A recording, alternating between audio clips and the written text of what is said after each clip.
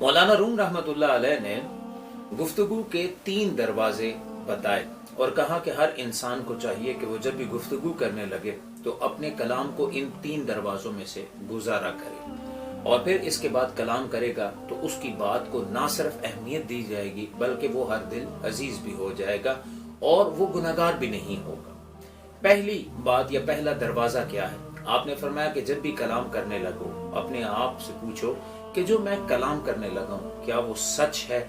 सच के दरवाजे से अपने कलाम को, अपनी गुफ्तगू को गुजारो। अगर जवाब मिले हाँ वो सच्ची बात है, वो सच है, तो फिर फरमाया अभी भी कहना कुछ नहीं है, अब इस बात को, इस सच को दूसरे दरवाजे में से गुजारो। आपने फरमाया कलाम का दूसरा जो दरवाजा है वो अहमियत है। फरमाया कि क्या जो बात मैं कहने लगा हूं सोचो क्या ये अहम भी है कि नहीं, जरूरी भी है कि नहीं। अगर जरूरी है तो बात कहो, अगर जरूरी नहीं तो फिर खामोश रहो। पहला दरवाजा सच है, दूसरा दरवाजा अहमियत है यानी जरूरी भी है या नहीं, और फिर फरमाया कि अभी भी 2 दरवाजों से गुजारने के बाद भी गुफ्तगू ना करो, अब इसे तीसरे दरवाजे से गुजारो। और वो दरवाजा क्या है? वो दरवाजा मेहरबानी और नरमी का दरवाजा है।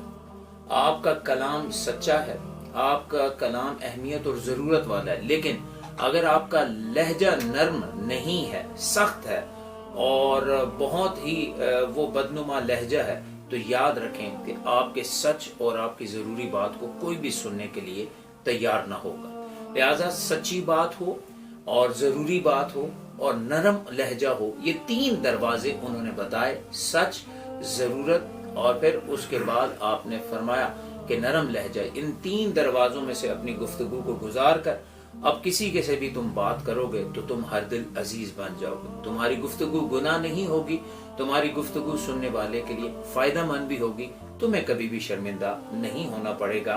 मौलाना रूम रहमतुल्लाह अलैह ने ये तीनों राज अपने उस्ताद, अपने मुर्शिद शम्स तबरेज रहमतुल्लाह अलैह से सीखे थे। अल्लाह रब्बुल आलमीन हम सबको इस पर अमल की तौफीक अता फरमाए।